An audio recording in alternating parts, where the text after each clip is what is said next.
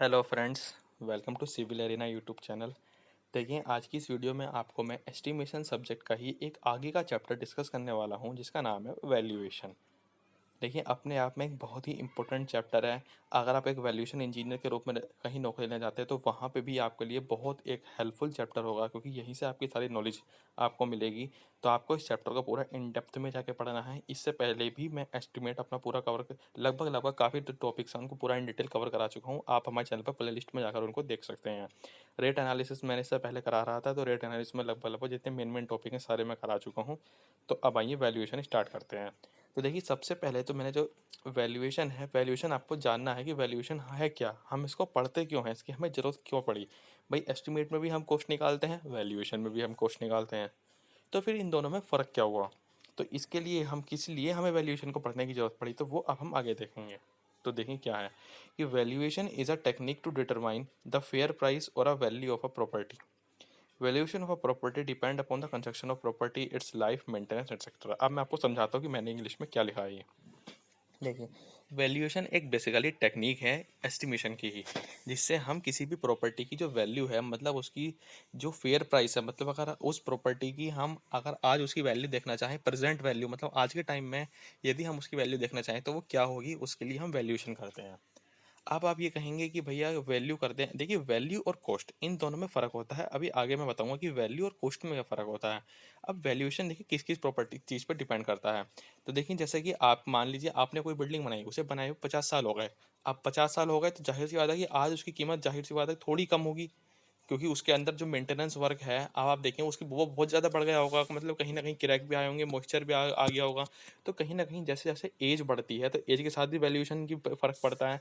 और उसकी मेंटेनेंस, यदि आपने उसकी मेंटेनेंस बहुत अच्छी कर रखी है, तो भी वैल्यूएशन पे फ़र्क पड़ेगा। तो इसमें सब कुछ आप देखेंगे। अभी हम ये देखेंगे आगे कि इसका पर्पज़ क्या है? क्यों ज़रूरत पड़ी आखिरकार वैल्यूएशन करने की? ठीक है, तो हम देखते हैं आगे, चलिए।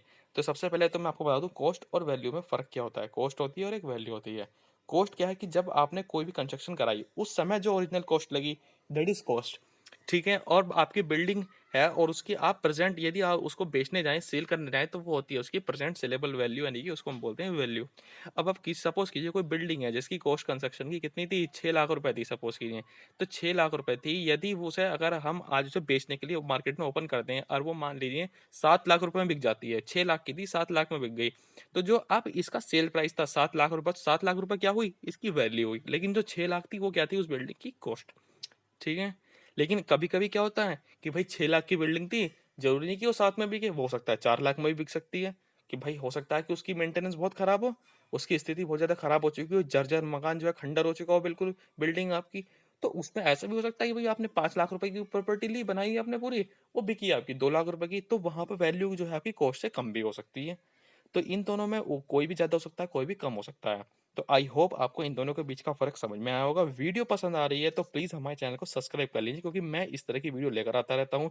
मैं एसएससी जेईई, राजस्थान जेईई, हर तरह के जेईई लेवल के एग्ज़ाम कवर करा रहा हूँ अपने चैनल पर, और as well as university student को भी मैं कोर्सेज़ देता हूँ अपने, और ये सब कुछ कंप्लीटली फ्री चलते हैं, यूट्यूब पर ही चलते हैं। तो आप सब्सक्राइब कर लीजिए और साइड में बेल आइकन आता है, उसको दबा लेंगे तो आपको क्या बेनिफिट होगा? देखिए, पहली बात तो ये बिल्कुल फ्री होता है, और दूसरी बात ये है कि आपको उसका नोटिफ़िकेशन मिल जाएगा जैसे मैं कोई वीडियो डालूँगा।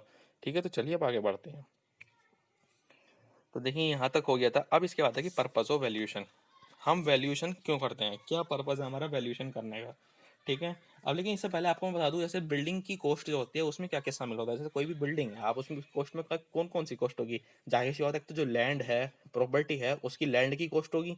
उसके बाद उसमें कंस्ट्रक्शन जितनी हुई होगी उसकी कॉस्ट होगी। फिर उसमें वाटर का एक्सपेंडिचर जो होगा वो कॉस्ट हुई होगी। और जो सैनिटरी वर्क्स हो गया, इलेक्ट्रिफिकेशन हो गया, इन सब की कॉस्ट होगी। तो इसके अलावा भी बहुत सारी छोटी छोटी मिसलेनियस कॉस्ट होती हैं जिनको हमें ध्यान में रखना होता है। ठीक है, तो अब आगे चलते हैं, देखते हैं कि वैल्यूएशन का हमारे पास पर्पस क्या है। ठीक है, तो अगर आप देखिए, अगर वैल्यूएशन इंजीनियर की आजकल मार्केट में कमी है बहुत, जो मतलब लिमिटेड है वैल्यूएशन इंजीनियर। तो इस हिसाब से वैल्यूएशन इंजीनियर में एक अच्छा स्कोप है, अगर आप इसमें आगे जाना चाहें तो। काफ़ी कंपनीज हैं जो बहुत अच्छे पैकेजेस पे एक वैल्यूएशन इंजीनियर्स को हायर करते हैं। तो देखते हैं कि वैल्यूएशन का पर्पस क्या होता है। तो देखिए, सबसे पहले अगर आप कोई भी प्रॉपर्टी को अपनी सेल करना चाह रहे हैं, क्या करना चाह रहे हैं, कोई भी प्रॉपर्टी अपनी सेल करना चाह रहे हैं, सपोज कीजिए आज आपकी कोई बिल्डिंग है, आपने पूरी बनाई, सब कुछ करा, उसमें 10 लाख रुपया खर्चा आया। अब जब 10 लाख रुपए का खर्चा उसमें आ गया, अब आप चाह रहे हैं कि अब मैं इस प्रॉपर्टी को यहाँ से बेच के कहीं और शिफ्ट कर जाऊँ। तो अब आप जब उसको शिफ्ट करेंगे तो आपको भाई पता तो हो कि आपकी बिल्डिंग की कीमत आज के समय में कितनी है। भाई आपने 10 लाख रुपए की वो बनाई, अब आज उसकी कीमत कितनी है, 20 लाख रुपए। आज के समय उसकी सपोज कीजिए अगर वहाँ बहुत ज़्यादा डेवलपमेंट हो गया है, वो बहुत ज़्यादा डेवलपमेंट कॉलोनी के अंदर आ गई है, ठीक है, तो आप हो सकता है उसके भाई रेट बढ़ जाए, अब वो 20 लाख रुपए की हो गई है बिल्डिंग आपकी, ठीक है। और ऐसा भी हो सकता है कि वो अंडर डेवलपमेंट हो जाए, फिर 5 लाख की रह जाए। तो इसलिए आपको जब भी कोई प्रॉपर्टी आप सेलिंग करें या खरीदें, वैल्यूएशन की जरूरत पड़ती है हमें, ठीक है। आई आई होप आपको पहला पॉइंट समझ में आया होगा। अगर हाँ कहीं भी कोई भी डाउट आ रहा है नीचे कमेंट कीजिए, मैं उसका बहुत जल्दी रिप्लाई करूंगा आपको। किसी भी सब्जेक्ट में, ऐसा नहीं कि मैं आपको एस्टीमेट पढ़ा रहा हूँ तो आप एस्टीमेट में डाउट पूछेंगे, किसी भी सब्जेक्ट का कोई भी डाउट हो, किसी भी तरह का आपको सिविल इंजीनियरिंग से रिलेटेड कोई भी समस्या आ रही हो, कंपटीशन के रिलेटेड, यूनिवर्सिटी के अपने स्टूडेंट के साथ कोई भी दिक्कत हो, मैं सब कुछ सॉल्व कर दूंगा। बस आप मुझे कमेंट में लिखिए कि हाँ भाई ये प्रॉब्लम है। इसके अलावा मेरा टेलीग्राम चैनल भी है, मैं वहाँ पर भी अपने वीडियोस के लिंक, पीडीएफ नोट्स वगैरह शेयर करता रहता हूँ, तो आप वहाँ से भी देख सकते हैं। और हाँ, इसके अलावा यदि आपको कंटेंट चाहिए तो ये सब कुछ हमारी वेबसाइट पे मिल जाएगा, आपको डिस्क्रिप्शन में उसका लिंक है, तो वेबसाइट पे भी आप देख सकते हैं। तो सेकंड पॉइंट है हमारा टैक्सेशन। अब बात आई टैक्सेशन की, तो टैक्सेशन क्या होता है? देखिए, अगर आपको टैक्स भरना है किसी भी प्रॉपर्टी का तो उसके लिए वैल्यूएशन की जरूरत तो पड़ेगी पड़ेगी। अब देखिए, टैक्स तो कोई सा भी हो सकता है, वो म्युनिसिपल टैक्स हो सकता है, इनकम टैक्स हो सकता है, वेल्थ टैक्स हो सकता है, प्रॉपर्टी टैक्स हो सकता है, ये सब कुछ वैल्यूएशन इनके लिए जरूरत पड़ती है, ठीक है। तो ये आई होप आपको टैक्सेशन समझ में आएगा। थर्ड पॉइंट क्या है हमारा? Rent fixation. अब देखिए, रेंट फिक्सेशन होता क्या है? देखिए, अगर हमें किसी प्रॉपर्टी का ये जानना है कि हमें उससे कितना रेंट चाहिए, भाई आपने किसी को रेंट पे दी तो आपको ये तो पता होगा उसका रेंट कितना है, तो उसके लिए भी वैल्यूएशन की जरूरत पड़ती ही पड़ती है। और जनरली जो ये वैल्यू होती है 6 से 10% तक हम वैल्यूएशन की लेते हैं, ठीक है। तो ये ऑब्जेक्टिव में यहाँ डायरेक्ट क्वेश्चन पूछेगा 6 से 10% ऑफ वैल्यूएशन। देखिए अभी क्या है, अभी तो हम थ्योरी पढ़ रहे हैं आज, अभी नेक्स्ट वीडियो जो आएगी, कल जो वीडियो आएगी उसमें भी हम थ्योरी पढ़ेंगे, लेकिन आई आप ये समझ लीजिए कि यदि आपने थ्योरी बिल्कुल पढ़ ली, आई होप मैं आपसे कहता हूँ कि आप कहीं इंटरव्यू में बैठ के देख लीजिएगा, आपको अलग ही फर्क नजर आएगा। तो सबसे पहले आप ये देखिए कि थ्योरी अपनी अच्छे से कंप्लीट हो। देखिए क्वेश्चन आपको खुद लगाने हैं, लेकिन मैं फिर भी कुछ क्वेश्चन में आपको कराऊंगा। देखिए हम यहाँ पर सिर्फ आपको गाइडेंस दे सकते हैं, आपको एक रास्ता बता सकते हैं कि हाँ आपको इस रास्ते पे आगे जाना है, बाकी उस रास्ते पे चलना आपको ये भी। टीचर के पास भी लिमिटेड टाइम होता है, वो भी आपको लिमिटेड कंटेंट ही कवर करा सकता है, लेकिन फिर भी हम कोशिश करते हैं कि आपको ज़्यादा से ज़्यादा कंटेंट डिलीवर कर पाएँ, ठीक है। तो देखिए आगे चलते हैं, जो हमारा फोर्थ पॉइंट है वो है मॉर्गेजिंग। अब देखिए ये जो मॉर्गेजिंग है, काफ़ी लोगों को तो समझ में नहीं आती कि टर्म है ही क्या। तो देखिए मॉर्गेजिंग का दूसरा मतलब होता है लोन की सिक्योरिटी। अब देखिए, मैं जब भी आप अपनी प्रॉपर्टी गिरवी रखकर, मतलब आप अपनी प्रॉपर्टी की सिक्योरिटी के अगेंस्ट में आप लोन लेते हैं कि भाई हमारी प्रॉपर्टी ये है और आप हमें इतने का लोन दे दीजिए, तब आपके जो है मॉर्गेजिंग कहते हैं उसे हम।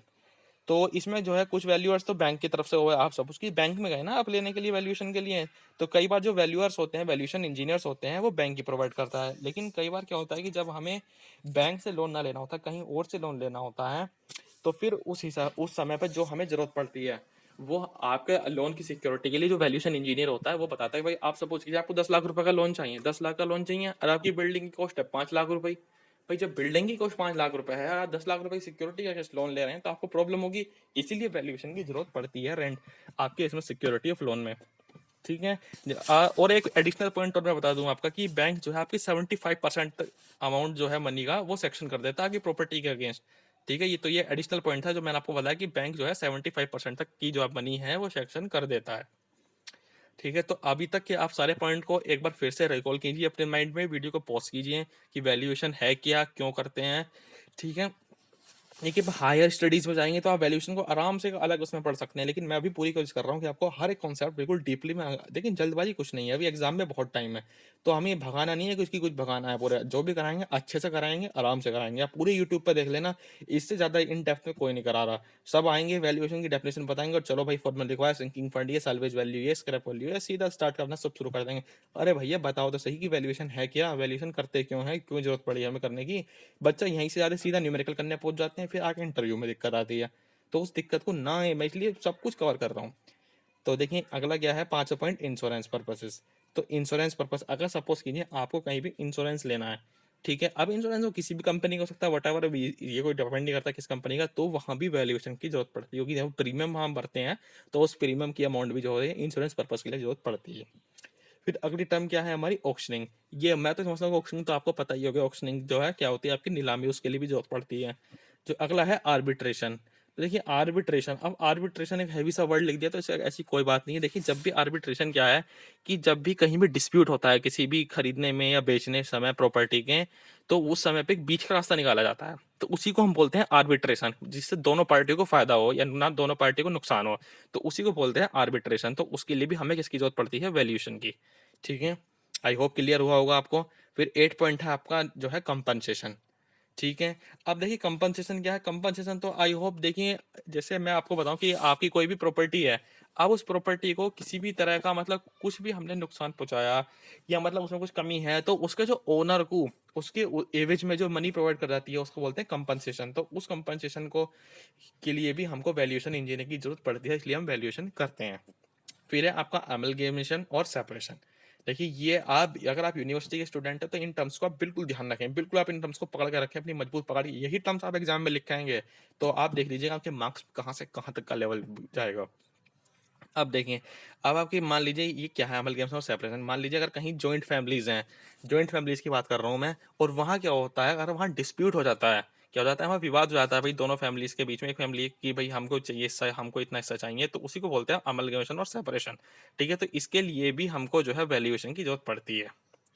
तो ये तो नो पॉइंट थे कि हम भाई क्यों हमने वैल्यूएशन की जरूरत पड़ी। अब इसके अलावा भी छोटे छोटे पॉइंट है, जैसे कभी कभार कोर्ट करा लेता है कि कोर्ट की डिमांड पर जाता है, स्पेकुलेशन। तो इस तरह से बहुत छोटे छोटे पॉइंट हैं। स्टाम्प फीस है, स्टाम्प की कोर्ट फीस जो होती है उसके लिए भी जरूरत पड़ जाती है, कैपिटल के रिवीजन के लिए, वो छोटे छोटे पॉइंट है। इसके लिए आप जो मेन पॉइंट्स थे वो मैंने आपको सभी यहाँ बता दिए हैं। अब देखते हैं कौन कौन से फैक्टर्स हैं जो आपके वैल्यूएशन पर प्रभाव डालते हैं, द फैक्टर्स अफेक्टिंग वैल्यूएशन। अब देखिए सबसे पहले जो पॉइंट मैंने लिया है, according to the supply and what it's demand. तो ये पॉइंट क्या कहता है, देखिए सबसे पहले ये पॉइंट ये कहना चाहता है कि आप सपोज कीजिए जिसकी डिमांड ज़्यादा होगी, मार्केट में एक चीज़ है जिसकी डिमांड बहुत ज़्यादा है, और जब उस चीज़ की डिमांड बहुत ज़्यादा होगी तो जाहिर सी बात है कि उसकी कॉस्ट भी ज़्यादा होगी। अब जिसकी डिमांड ही नहीं है मार्केट में, तो उसकी कॉस्ट कहाँ से ज़्यादा होगी ये बताइए।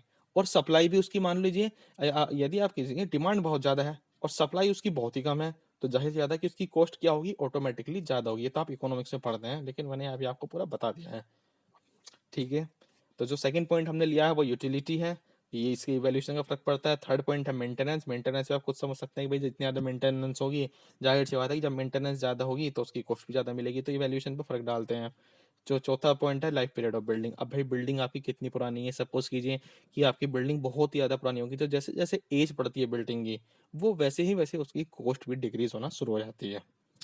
तो जैसे जैसे टाइम बढ़ता है बिल्डिंग की जो कॉस्ट होती है वो डिक्रीज करनी स्टार्ट कर जाती है। तो ये तो थे मैंने कि आपको बताया कि फैक्टर्स कौन कौन से हैं वैल्यूएशन के लिए। अगर आपको वीडियो पसंद आई हो तो प्लीज़ इस चैनल को सब्सक्राइब करके जाइएगा। हाँ, अभी एक और पॉइंट मैं आपको बताना भूल गया अभी आगे, कि देखिए अब जैसे वैल्यूएशन का पहला चैप्टर मैंने स्टार्ट कर दिया है, अब इसके आगे जो अगली वीडियो आएगी उसमें आपको मैं समझाऊंगा कि स्क्रैप वैल्यू, साल्वेज वैल्यू वगैरह वगैरह ये सब क्या होती है, फिर न्यूमेरिकल कवर करेंगे हम।